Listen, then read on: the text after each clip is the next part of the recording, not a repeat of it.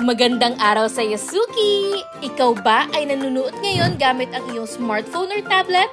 Talagang techy at digital na tayo ngayon, no? Alam niyo bang maaari niyong gamitin pang dagdag kita ang smartphone na gamit-gamit mo ngayon? Yep, that's true! Ang tinutukoy ko ay walang iba kundi GCash.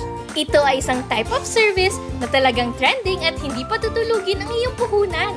Gamit ang GCash, maaari kang mag-alok ng services sa iyong customers tulad ng cash in at cash out, bills payment, phone load, at pera padala. Bakit nga ba maganda magkaroon ng GCash sa tindahan? Una, ito ay dagdag kita bukod pa sa mga tubo mo sa paninda. Hindi tayo aayaw sa additional income, right, Suki? Sunod, unlike other services na kailangan ng training, ang GCash ay kayang-kaya mong matutunan mag-isa. Napakadali lamang nito gamitin. Panghuli, mataas na ang demand ng digital services. Mas gusto na ng customers ang mga cashless transaction. Give GCash a try, Suki! Hindi matutulog ang puhunan mo with digital services like GCash. Di tulad ng mga produkto na nakastock lang sa loob ng tindahan.